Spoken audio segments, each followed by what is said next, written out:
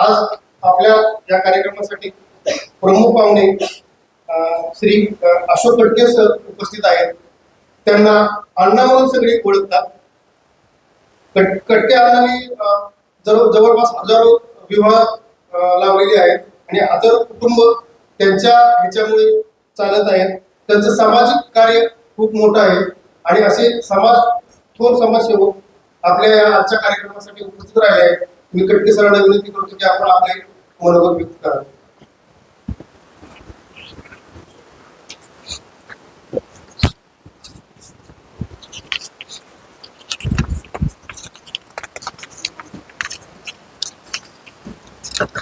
समस्त जमलेल्या नागरिकांना माझा नमस्कार.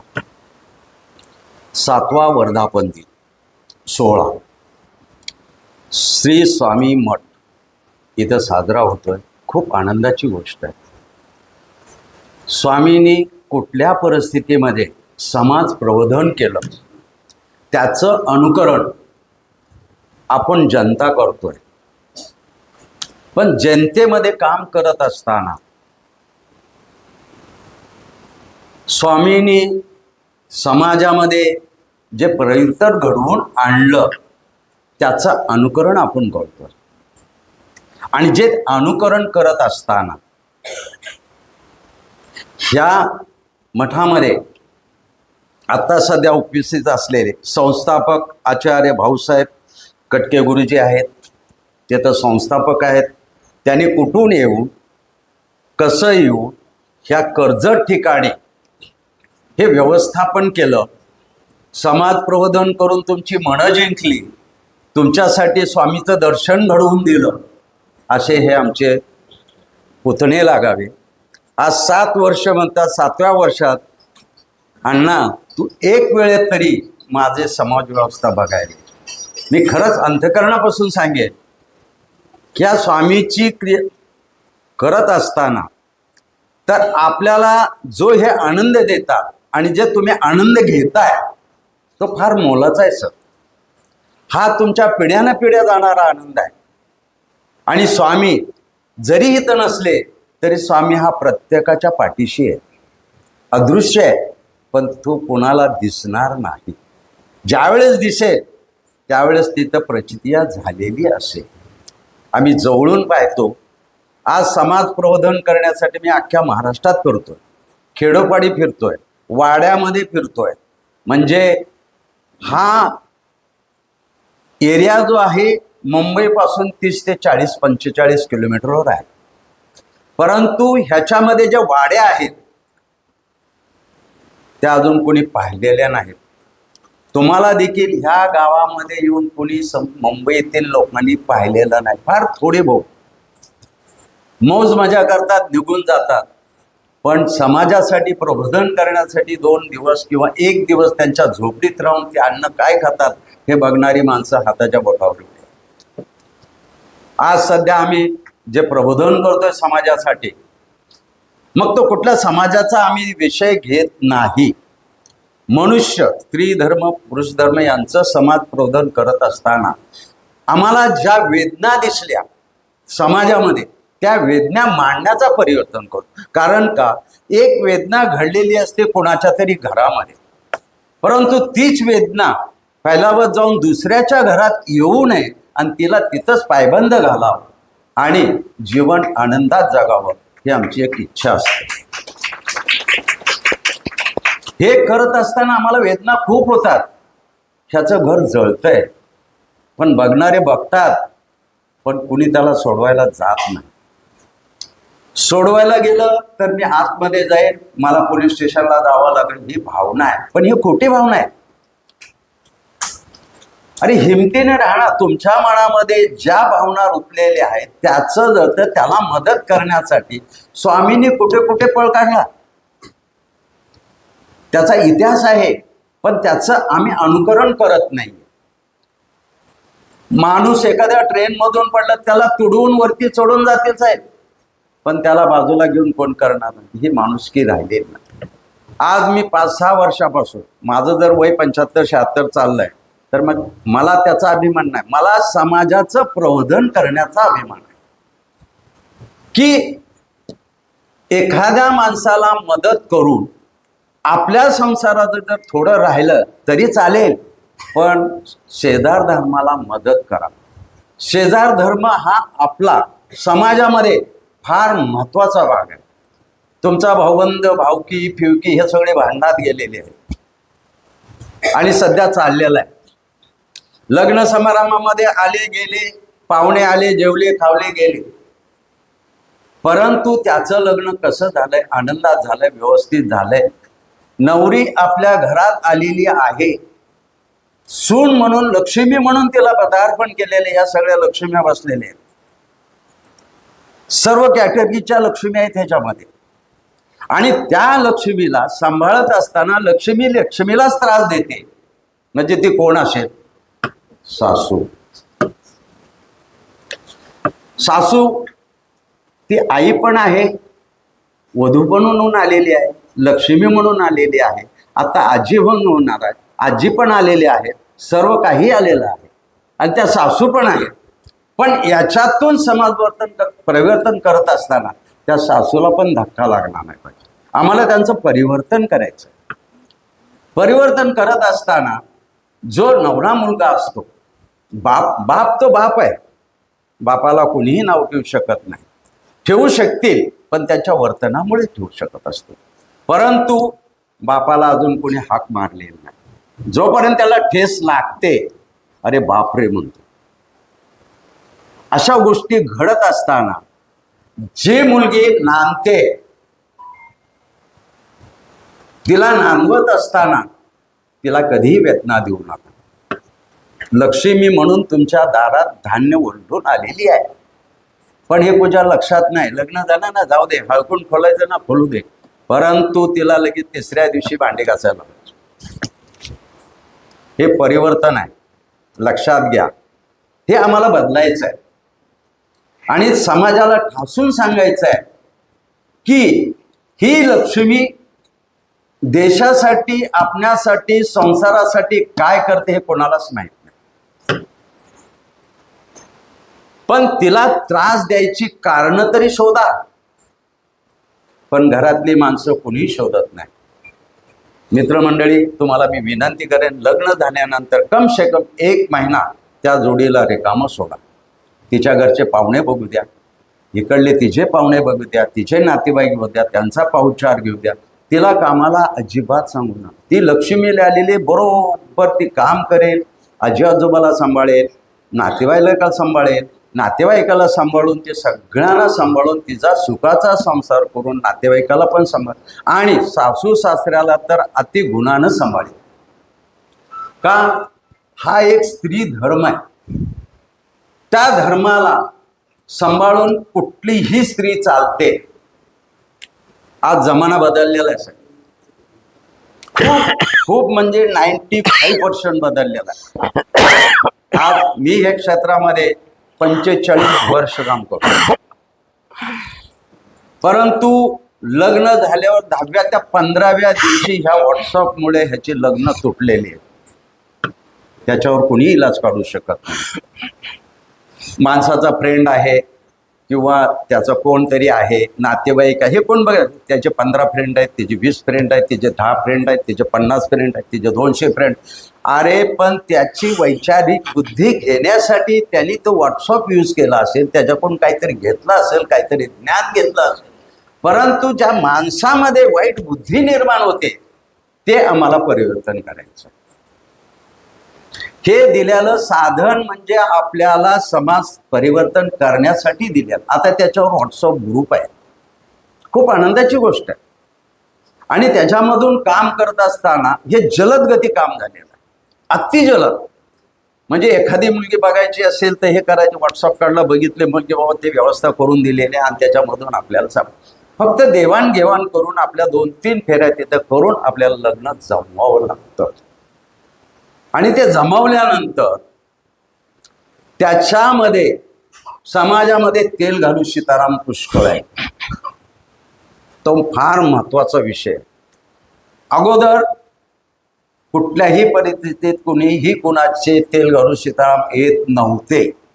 परंतु आता कोणतरी आला की थोडी, अरे ती मुलगी इकडे फिरत होती ना, एवढाच विषय, शब्द छोटासा आहे. अहो ती पोरगी फिरत होते का, आमचं म्हणणं नाही लग्न करायचं, आम्ही जातो. परंतु काय झालं, कशासाठी जात होते, शिक्षणासाठी जात होते, क्लाससाठी जात होते का कोणाच्या एखाद्या मैत्रिणी बरोबर असेल, ह्याचा विचार नाही केला.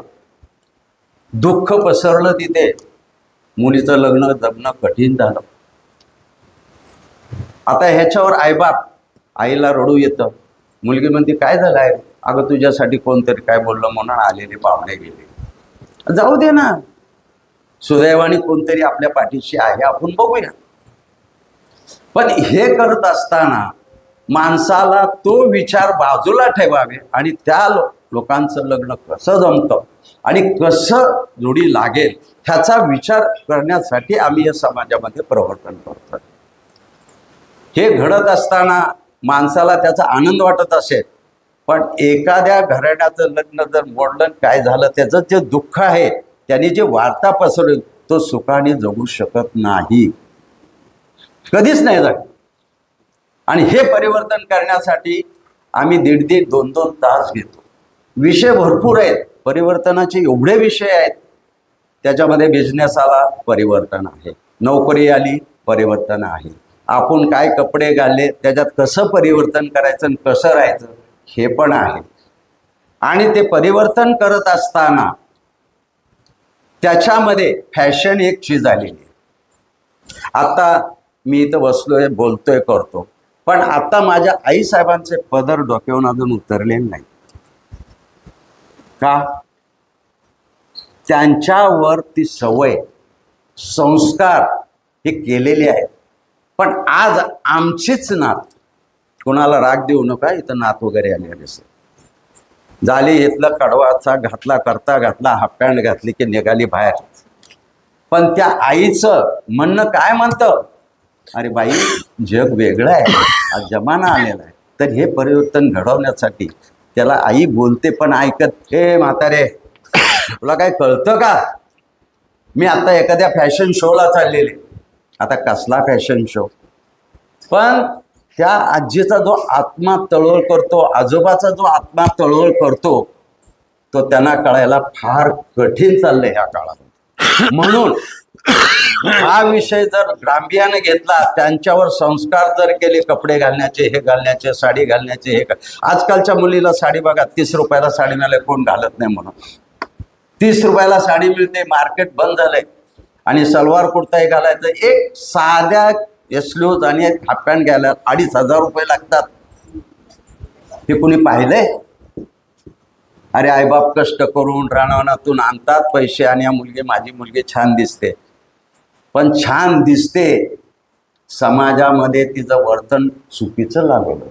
घरात छान दिसते, पण समाजामध्ये ते वर्तन बरोबर दिसत नाही. ह्या एक समाज परिवर्तनाचा भाग आहे.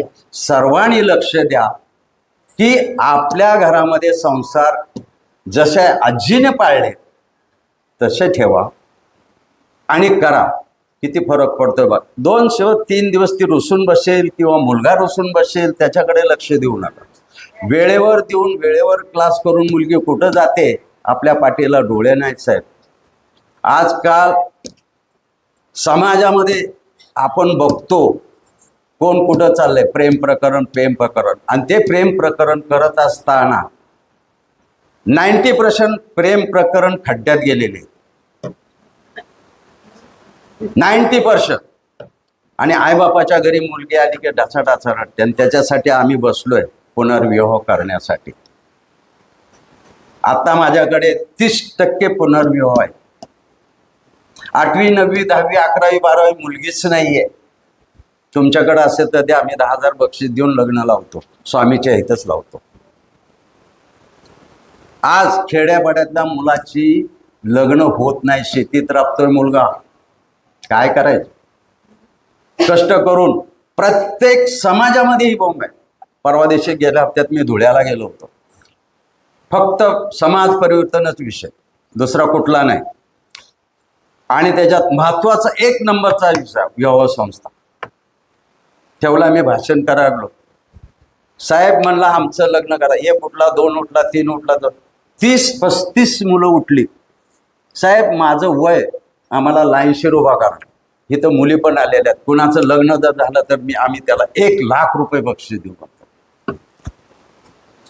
बोला, अशी परिस्थिती निर्माण झालेली आहे. आपला महाराष्ट्र छोटा नाहीये, इंडिया छोटी नाहीये, परंतु जर एक वधू आणि वराचं लग्न झालं तरी एक किंवा एक मुलगा जन्म घेईल, तो राष्ट्रासाठी निर्माण होईल, काहीतरी करेल किंवा शेतीसाठी तर काम करेल. परिस्थिती फार कठीण येणार आहे. अजून 10 वर्षामध्ये बघा, ही आमची पिढी जर गेली, पुढे पुढे लग्न होणं कठीण होईल. मुलामुलीचं लग्न झालं, मुलगी म्हणते मुलीच्या अगं एकच बाळ बाद झालं, आता काय करणार? त्याच्यावरही मूल होत नाही. एक मुलावर जगायचं म्हणजे त्यांच्या वंशाला मुलगा असेल, एक वंशज निर्माण होईल. पण मुलगी असेल तर ते पराया धन आहे, ते पराया धनमध्ये जाईल. माणसाने परिवर्तन आम्हाला करायचं आहे. लग्न झाल्यानंतर विवाह मंडळाच्या आई वडिलांनी, सासू सासऱ्याने किंवा सर्वांनी बाबा 2 तरी मुलं असावीत. बरं, ते दोन्ही मुलं असली तर चालतील, परंतु आपल्या शासनाने 3 मुलं झाले की शासनात नोकरीच नाही म्हणतो. कोण म्हणलं नोकरी नाही? झाला तर एक जेर जाईल, नोकरी आहे, एक इन्क्रीमेंट जाईल, जाऊ द्या ना. अहो 3-4 मुलं जर झाली तर संसार किती सुखादार आणि चांगला बसतो. आईबाप लक्ष देतात, आई आजोबा लक्ष घेतात, हे होतात. परंतु त्यामध्ये पण भांडणं आहेत. 18-20 वर्षाच्या एखाद्या मुलाचं भांडण झालं, त्याचं लग्न झालं, बहीण म्हणते ह्याचं लग्न झालं, आता तिसरा म्हणतो माझं लग्न. म्हणजे ते आईबाप लग्न झाल्यानंतर हे वेगळा राहिला, तो वेगळा राहिला, तो वेगळा राहिला, बाकी राहिलं कोण? आई आणि बाप. त्या आईन बापाविषयी मी थोडं समाज परिवर्तन करतो. एक विनंती करेन त्या आई वडिलांना की बाबा, जे सून आली ना, तिला घोरपडबाई पाठ मऊ म्हणून तिला अति सुंदर सांभाळा. मुलाला नका सांभाळू. घरामध्ये म्हातारा असेल, आजी असेल, त्यांनी त्या सुनाला गोंधरावं, ज्ञान द्यावं. का ते आपल्या घरात आलेले आहे. आता तुम्हाला दुसरा अन्न घालायला किंवा भाकरी करायची ताकद उरलेली नाहीये. आणि ते करत असताना तुमचं जे काय असेल 70-75च्या पुढे, बाई हे माझं ठेव, तू कुणाला द्यायचं ते मी लिही आणि दे, परंतु सुखाने कर आणि माझा वंशज वाढव. ते बरोबर कामाला लागेल. संपूर्ण काम तुमचं ते सून करेल. आज तुम्ही पण सुना होऊन इथपर्यंत आलेत. काही वेदना घेतलेल्या आहेत, काही मुलाला जन्म दिलाय, सुनाला दिलाय, नातीला दिला, सगळ्याला झालं. परंतु लास्टच्या टायमाला वृद्धापकाळामध्ये, ज्येष्ठामध्ये फार समाजामध्ये वातावरण खूप खूप वाईट आहे. देखवत नाही साहेब. एक आई बाप आम्ही असं भाषण देताना रडतात की, आणि हे परिवर्तन आम्हाला घडवायचं आहे. आता आम्ही ज्येष्ठ नागरिक संस्था चालवतो. मी रिजन्सी इस्टेट म्हणून असेल, कोण ओळखत असेल किंवा नसेल, जाऊ दे. 281 ज्येष्ठ नागरिक आहे साहेब. मुलं कुठे आहेत? शिकवली, काय केलं? फॉरेनला गेली. साहेब मराठी येत असेल तर खरंच विषय फार मोठा आहे. हा, आता लंडनला आहेत, ऑस्ट्रेलिया, नाव तर काय, सिंगापूरला आहेत, अरे अरब देशामध्ये. अहो तिकडं लढाई चालू आहे. मी म्हटलं काय झालं? पोरं जिवंत आहेत का मेलेत ते तरी बघा. नाही, फोन पण लागत नाही. हो काय करायचं? मग आपलं परराष्ट्र मंत्रालयाला सांगा, तिथं काहीतरी मिळेल. परंतु मुलं फक्त पैसा पाठवतात. काही लोकांचे वृद्धाश्रममध्ये आईबाप आहेत, ते जातात. मग ह्या मुलांना जन्म दिला, शिक्षण दिलं, परराष्ट्रात जाऊन तिथली उन्नती केली, पण आपल्या इंडियाला ते विसरून गेले. आणि दुसरे 2 इंडिया आईबाप त्यांना पण विसर. आता आम्हाला वेळ नाही, काम आहे भरपूर, आम्ही पैसा पाठवतो ना. तो मुलगा गेल्या 2 महिन्यात मला भेटला. आणि आमच्या ज्येष्ठ नागरिकमध्ये मी भाषण द्यायला उभा राहिलो, त्यावेळेस तो माझ्या तिकडं बसला होता. मग मी बोलता बोलता न घेता त्याला असं टोचलं ते माझं भाषण. तो अक्षरशः रडत उतरला. नाही, मी माझ्या आईबापाला मी नोकरी सोडून येईन आणि त्यांच्या जन्मगावी घेऊन राहणार. आणि त्या भाद्राने, मी खरं सांगतो, चॅलेंज केली. सगळं नोकरी सोडली त्याने. आईबापाचं शेत पडीक पडलं होतं. पडीक पडलेलं शेत 25 एकर, पैसा भरपूर होता. त्यानं गावातले मजूर लावले, हे लावले. आता नंदनवन करून बंगला बांधून त्यामध्ये 7 नोकर ठेवले. म्हणजे माझी इंडिया काय. आणि गेल्या हप्त्यात त्याच गावी आम्ही 15 ज्येष्ठ नागरिक घेऊन गेलो. म्हणजे आम्हाला किती आनंद वाटला. गावातले 15 मेंबर कामाला ठेवले. करोडोनी पैसा आहे त्याच्यात. काय करायचं, जाळायचं का. माझ्या आईबाप सोन्यासारखे होते. आईबाप सोन्यासारखे ठेवले, माणसं सोन्यासारखे ठेवली. खेडं त्यानं व्यवस्थित सुधरवलं. आणि त्या गावाचं नाव माढ्या तालुक्यातली उपळाई गाव. त्या उपळाई गावामध्ये 7 IAS अधिकारी आहेत, 65 इंजिनियर आहेत, बीटेक इंजिनियर हे वगैरे ते वेगळे, आणि गव्हर्नमेंट ऑफिसर म्हणून 165 लोक आहेत. गाव किती, 250 लोकांचं. आणि त्या गावाचं नाव माढा तालुक्यातली उपळाई. बार्शी, माढा वगैरे सोलापूर जिल्ह्यात आहेत. आणि त्या मुलांनी गावात जे सुधारणा केलेली आहे, सुवर्ण गाव म्हणावं लागतं. ते ग्रामपंचायत वगैरे काही करत नाही. हेच लोक कॉन्ट्रीब्युशन काढून त्या पंचायतीला पैसे देऊन व्यवस्थित करतात. बंगले, सर्व बंगले, ज्याचा बंगला अपुरा असेल त्याला पण मदत करतात. फटाक करून तो बंगला 2 महिन्यात बांधून देतात. अशी संस्था आपल्या गावामध्ये जर समाजामध्ये परिवर्तन घडलं तर माणसं, हे लहान बाळ इकडं तिकडं जाण्यावाचून बिथरलेले असतील तर चांगल्या मार्गाला लागते. आणि आपल्याचा स्वामींनी केलेला आहे त्यावेळेस, म्हणून आपण इथे येतो ना. पण त्या स्वामीची वर्तणूक काय होते, स्वामी काय करत होते, स्वामी अन्न कुठून आणत होते. काही लोकांनी काही पुस्तकं लिहिलेली आहेत, असे चमत्कार आहेत, पण ते खरोखर घडलेले आहेत. आणि घडलेले असताना आपण ते वाचलं तर त्यातला थोडा भाग घेऊन जर त्याचं आपण समाजामध्ये परिवर्तन केलं तर का नाही होणार. तसं घडायला वेळ लागेल. आता मोस्टली आता बघायला गेलो ते 40-45च्या पुढंच नाहीत. इथं ज्येष्ठ मला तर कोण एखादा मुलगा दिसतोय बघा, तो बसलेला. हा एक मुलगा दिसतोय. असे 2-3च मुलं दिसतात.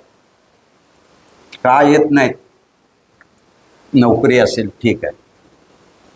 परंतु आता सध्या समाजामध्ये परिवर्तन करत असताना त्या जवानाचीच आम्हाला गरज आहे.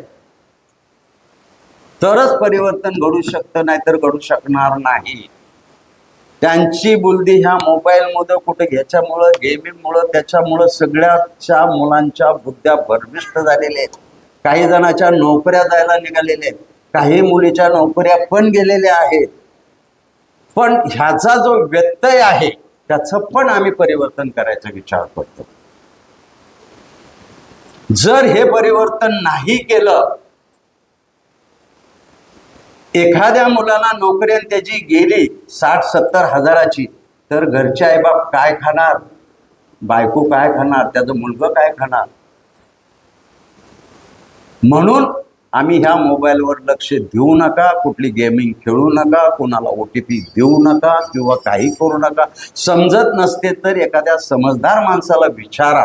हे आम्ही जवान पोरांना सांगते, हे काय म्हातारं बोलतंय, सीधा म्हातारं बोलतात. आम्ही महातारे म्हणतो. आम्हाला आमचे जे महातारे बसलेले आहेत ना, भगिनी वगैरे, हे ते अक्षरशः महातारे आहेत. त्यांची बुद्धी घ्या.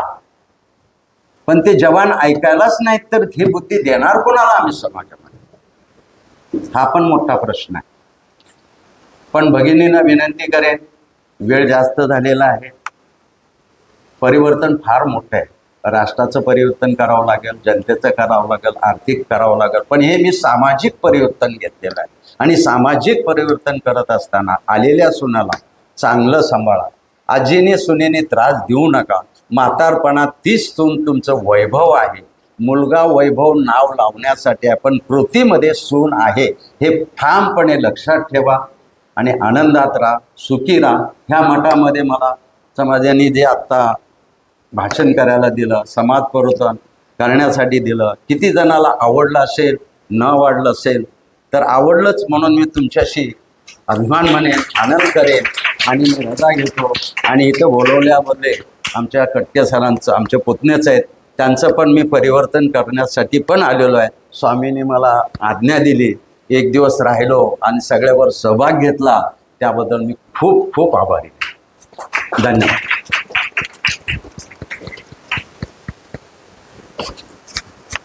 धन्यवाद. खूपच ज्वलंत विषयावरती आपल्याला प्रबोधन केलं सरांनी. आणि या वर्धापन दिनानिमित्त असे विचार ऐकायला मिळतील, हे पण आपल्या भाग्याचं योग आलेला, घडून आलेला आहे.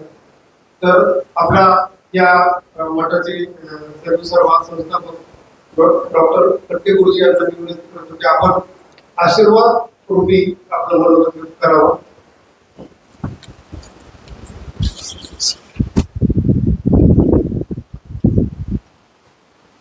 श्री स्वामी समर्थ. गुरुर् ब्रह्मा गुरुर्विष्णू गुरुर्देव महेश्वरा, गुरु साक्षात परब्रह्म तस्मै श्री गुरुवे नमः. गुरु म्हणजेच ब्रह्मदेव, गुरु म्हणजेच भगवान विष्णू, गुरु म्हणजेच महेश्वर. या तिन्ही देवता जेव्हा एकत्रित आल्या, आविष्कार झाला, तेव्हा दत्तप्रभूंचा अवतार झाला. दत्तप्रभू म्हणजे श्रीपाद श्रीवल्लभ, म्हणजे श्री नृसिंह सरस्वती, म्हणजे श्री स्वामी समर्थ महाराज. श्री स्वामी समर्थ महाराजांचे चरणी वंदन करून आजच्या विषयाला सुरुवात करतो. अशोकांना म्हणजे आमचे काकाच लागतात. ते अखिल भारतीय लिंगायत समाजाचे अध्यक्षसुद्धा आहेत. त्यांनी हजारांच्या वर लग्न जमवून दिलेली आहेत आणि स्वतः लावूनसुद्धा दिलेली आहेत. आणि नुसतीच लग्न जमवून आणि लावून दिले नाहीत, तर त्यांच्यामध्ये काही डिस्प्यूटाला प्रॉब्लेम आले तर ते स्वतः जाऊन त्यांच्या घरी जाऊन ते प्रॉब्लेमसुद्धा सॉल्व्ह करतात. किंबहुना एक मूल होईपर्यंत त्यांचं बारीक लक्ष असतं त्या जोडप्यावरती. आणि त्यांचं समाधान असं आहे, समाज प्रबोधन असं आहे की अगदी कडक शब्दात आहे. त्यामुळे येस किंवा नऊमध्ये उत्तरं घेऊन त्यांना नांदायला लावतात. आणि त्यांनी जे सांगितलं ते सत्य आहे की आलेल्या मुलीला लगेच आपण सगळी कामं सांगायची नाहीत. ती आल्यानंतर आपलीच कामं बघून हळूहळू ती स्वतःच करू लागेल, हे सत्य आहे. पण पहिल्याच महिन्यामध्ये लगेच सासू बोलते काही कामच करत नाही पोरगी, सकाळचं उठतच नाही, हे पण सत्य तेवढंच आहे. तिला त्या घराण्यामध्ये ॲडजस्ट व्हायला महिना, 2 महिने, 3 महिने द्यावे लागतील, हे सुद्धा तेवढंच सत्य आहे. आपण सुद्धा त्यांच्या बाजूनी बोललं पाहिजे, तिच्या बाजूनी उभं राहिलं पाहिजे. आपल्या मुलाच्या बाजूनी तर आपण खंबीरपणे उभे असतो. आजचा 7वा वर्धापन दिन या निमित्ताने आपण सर्वजण जमलेलो आहोत. आज माझ्या आवाजामध्ये थोडासा प्रॉब्लेम आहे. 3 दिवस तब्येत बरोबर नव्हती, ताप कणकणी आहे. तरी पण स्वामीजीने शेवटी उभा केलंच आहे बोलायला. आता ते जे बोलून घेतील ते बोलून घेतील. मुद्दा एवढाच आहे की कितीही प्रतिकूल परिस्थितीमध्ये स्वामी आपल्याबरोबर असतात. त्याशिवाय आपल्याला इथे येता आलं नाही. म्हणून आपण 3 व्याख्या केलेल्या आहेत. सुखी माणसं भाग्यवान नसतात, तर दुःखी माणसं भाग्यवान असतात. कारण दुःखी माणसांनाच स्वामी महाराजांच्या समोर येण्याचं भाग्य मिळतं. आपल्याला काही प्रॉब्लेम आहेत, अडचणी आहेत, म्हणून आपण स्वामी महाराजांसमोर येऊन उभा राहिलेलो आहे. आणि हे सत्य आहे. म्हणूनच आपल्याला नित्यनेमाने स्वामींचं दर्शन होतं, काही अनुभव येतात आणि त्या पद्धतीने आपण वागण्याचा प्रयत्न करतो. आमचा 7वा वर्धापन दिन आहे. 7व्या वर्धापन दिनापर्यंत आम्हाला फारसं कोणीही गावासाठी, गावातल्या लोकांनी किंवा मठ उभारण्यासाठी कोणीही त्रास दिलेला नाही. पण कुठेतरी काहीतरी थोडंफार असतं. पण ते स्वामींनीच ते निवारण करून पुन्हा ते उभा करून दिलेलं आहे. अगदी एक दृष्टांत सांगायचं झालं तर असं सांगता येईल, सुंदर दृष्टांत आहे. एक गुरुजी होते, त्यांचं गुरुकुल पीठ होतं. त्या गुरुकुल पीठामध्ये भगवंताची मूर्ती होती आणि प्रत्येक वर्षी उत्सव व्हायचा, जसा आपला वर्धापन दिन आहे तसा.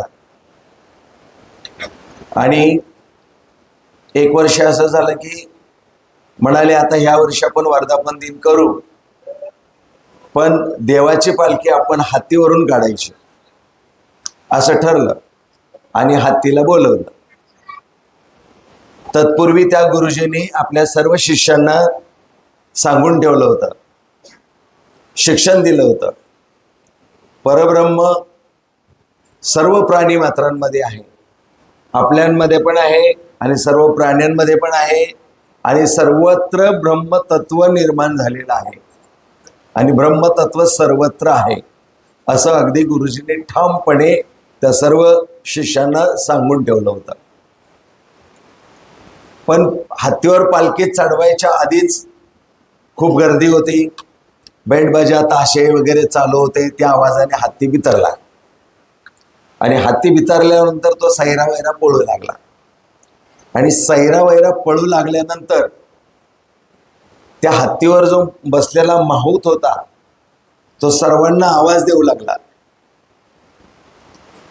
की सर्वांनी पळून जा, उठून जा, पळून जा, उठून जा. त्यातला एक शिष्य कट्ट्यावर होता, तो बोलला मी पण परब्रह्म आहे, हत्ती पण परब्रह्म आहे, तो मला काय करू शकत नाही, माझ्या गुरुजींनी मला सांगितलंय. गुरुजी सुद्धा उठून पळून गेले, रूम मध्ये जाऊन बसले, पण हा एकटाच तिथे बसला, बाकीचे सगळे निघून गेले. हत्ती आला, हत्तीने त्या शिष्याला सोंडेने पकडलं आणि 10 फूट लांब फेकून दिलं. त्याचे 2-4 हाडं तुटली. त्याच्यानंतर 8-10 दिवसानंतर पुन्हा प्रत्येक 8 दिवसानंतर सत्संग असतो, गुरुवारचा असतो, आरती तशी. मग तो बँडेज बांधून आला आणि गुरुजीला म्हणाला, गुरुजी तुम्ही सांगितलं की सर्वत्र परब्रह्म आहे, मग त्या हत्तीमध्ये पण परब्रह्म होता आणि माझ्यात पण परब्रह्म होता, मग त्या परब्रह्माने माझ्यातल्या परब्रह्मांना असं का त्रास दिला, माझी हाडं का मोडली? गुरुजी हसले म्हणाले, अरे मूर्खा, त्या हत्तीवर जो माहूत बसला होता तो माहूत ओरडून ओरडून तुला सांगत होता पळून जा, पळून जा, त्यात सुद्धा परब्रह्म होता ना, त्या परब्रह्माचं का नाही ऐकलं तो? तशी आपली परिस्थिती असते आणि एक्झॅक्टली तशीच असते परिस्थिती. कधी आपल्याला सांगतो स्वामी महाराजांच्या मठामध्ये जा, आपल्याला तिथे चांगले अनुभव येतील. मग स्वामी मठामध्ये येतो, 8-10 महिने सेवा करतो, मग आपले प्रॉब्लेमच सुटत नाही. मग कुठेतरी अजून दुसरंच कुठला तरी पंथ पकडतो, तिथे 8-10 महिने घालवतो, पुन्हा दुसरीकडे 8-10 महिने घालवतो. असं करत करत आपली स्थिरता कुठेच लावत नाही. त्यामुळे एकाच ठिकाणी जावं, एकाच ठिकाणी आपल्या मनाला कंट्रोल करून त्या ठिकाणी ठेवावं आणि त्या ठिकाणी कंट्रोल करून ठेवल्यानंतर आपल्या आयुष्यात कायापालट हे होतेच होते. त्याला संपूर्ण सायन्स आहे. कारण आपण स्वामींच्या मठात आलं की स्वामींसाठी आपण इलेक्ट्रोमॅग्नेटिक वेव्हज काढतोय, त्या वातावरणामध्ये तयार करतोय, त्याच्यानंतर पुन्हा अजून कुठल्या तरी दत्त मंदिरात जातोय, अजून कुठल्या तरी पंथात जातोय, पुन्हा साईबाबांच्या मंदिरात जातोय, तिकडे वेगळ्याच लहरी काढतोय. म्हणजे आपल्या स्टोरेज आणि आपण क्रिएट केलेल्या लहरी ह्या वातावरणामध्ये आपल्या भोवती कवच म्हणून राहत नाहीत. जेव्हा आपण इथे येतो, नतमस्तक होतो, स्वामींना प्रार्थना करतो, तेव्हा आपल्याच डोक्यातून इलेक्ट्रोमॅग्नेटिक वेव्हज निघतात, त्या लहरी इथे तयार होतात आणि आपण दुसऱ्या वेळेला आल्यानंतर त्याच लहरी आपल्याला पुन्हा रिफंड सिस्टमने मिळतात. एवढं मोठं त्याला सायन्स आहे सगळं. मग हे सायन्स आपण ठुकरून लावतो म्हणून आपल्याला एकाच ठिकाणी कुठेतरी चांगले रिझल्ट मिळत नाहीत. मतितार्थ हाच आहे. जेव्हा आपण आताच तुर्ताच एकादशी झाली, एकादशीला पंढरपूरला खूप गर्दी असते. तिथे गेल्यानंतर लाखो लोक गळ्यात तुळशीची माळा घालतात. तुळशीची माळा गळ्यात घालणे म्हणजे स्वतःला पांडुरंगाच्या हवाली करणे. हे समजून घ्या. तुळशीची माळ घालणे म्हणजे स्वतःला पांडुरंगाच्या हवाली करणे. त्याचे फार काटेकोर नियम असतात. नाहीतर मग संसार उद्ध्वस्त झालेले आम्ही पाहिलेले आहेत. स्वतःला त्यांच्या हवाली केले म्हणजे आता आमच्या आयुष्यात जे काय करायचं ते तुम्ही करायचं. आम्हाला बिना चपलाचं पायाने तुमच्यापर्यंत पोचवायचं. आम्ही जाऊ तिथे आमच्याकडून आनंदाचं वातावरण बनलं पाहिजे. आमच्याकडून एकही माणूस दुखावला गेला नाही पाहिजे. आमचा कोणाला त्रास झाला नाही पाहिजे. आणि समोरच्या व्यक्तीच्या शरीरामध्ये पांडुरंग आहे असं समजून आम्ही तुम्हाला दर्शन करू आणि आमच्याही शरीरामध्ये पांडुरंग आहे असं समजून तुम्ही आम्हाला दर्शन करा. ही किती मोठी परंपरा आणि व्याख्या ज्ञानेश्वर महाराजांनी तुकाराम महाराजांनी लावून दिलेली आहे. ही फार मोठी व्याख्या आहे, पण ते आपल्याला समजत नाही. आपल्याला वाटतं काय होतं, 60, 70, 80 वर्षाचं आयुष्य, त्याच्यामध्ये आपण लाख भानगडी करतोय. ह्याच्याशी भांडण करतोय, पोलीस स्टेशनला 2 दिवस घालवतोय, त्याच्याशी भांडण करतोय, कोर्ट कचेरी करतोय, बांध कापतोय, कोर्टामध्ये 6-6 वर्ष केसेस पडतात. किती आयुष्य आपण वाया घालवतोय. खरं तर हे जे वाक्य लिहिलेले ते स्वामी महाराजांनी आमच्याकडून लिहून घेतलेले आहे. सगळ्यात महत्वाचं वाक्य जाताना लिहिलेलं आहे. ते कधीतरी वाचा आणि जाताना त्याच्यावर नजर पाडावी म्हणून लिहिलेलं आहे. प्रत्येक व्यक्ती आपले भोग मागच्या जन्माच्या प्रारब्धानुसारच घडवत असतो आणि त्याला त्याच पद्धतीचं फळ मिळत असतं. परंतु आपल्याला जो हा देह मिळालेला आहे, नुसतंच मागच्या जन्माच्या प्रारब्धाचे भोग भोगवण्यासाठी मिळालेला नसून नवीन प्रारब्ध घडवण्यासाठी मिळालेला आहे, हे लक्षात ठेवलं पाहिजे. म्हणून नवीन प्रारब्ध घडवण्याचा प्रयत्न केला पाहिजे आणि आपल्या हातून नेमकं तेच चूक होते. नवीन प्रारब्धच घडत नाहीये. आपल्याला गरजा खूप आहेत, मान्य आहे. आजकाल एक गाडी पाहिजे, एक घर पाहिजे, ह्या सर्व गरजा आहेत. आणि नाहीतर आपण EMI वरती घेतो, काहीतरी करतो. त्या गरजा आहेत, गरजा वाढलेल्या आहेत. परंतु गरजांनाच त्या आवर घातला तर आपण सुखमय आपलं जीवन जगू शकतो. परंतु गरजाच एवढ्या वाढलेल्या आहेत की आपण दुःखीच आहोत. कितीही पैसे कमवले तरी पैसे पुरत नाहीत. मग स्वामींकडे यायचं, स्वामींना सांगायचं, मग स्वामींनी काही दिलं नाही. मग साईबाबाकडे जायचं, साईबाबांना सांगायचं, त्यांनी काही दिलं नाही. मग बाळूमामाकडे जायचं, बाळूमामाकडे जायचं, मग तिथेही काय मिळेल. हा सगळा गोंधळ होऊन बसतो. म्हणून त्या हत्तीवर बसलेल्या माहुताचं ऐकायचं, हत्तीचं नाही ऐकायचं. हत्तीच्या मध्ये आहेच परब्रह्म आहे, पण असे समाजामध्ये सुद्धा माणसं असतात की ते विचित्र वागतात. आपल्याच शरीरामध्ये राम आणि रावण एकाच वेळेला आहेत. त्यातला माहुताला ओळखायचं, त्या मदमस्त झालेल्या हत्तीला ओळखायचं, हे आपल्याला कळलं पाहिजे. म्हणून आपल्यातला श्रीराम जागृत केला पाहिजे. रावणाला आपण तसंच दाबून ठेवला गेला पाहिजे. मला जास्त काही बोलता येणार नाही आहे, प्रॉब्लेम आहे. बोलायचं सांगायचं खूप असतं, थोडक्यातच आटपतो. तर आजचा हा आपला 7वा वर्धापन दिन आपण आज साजरा केला.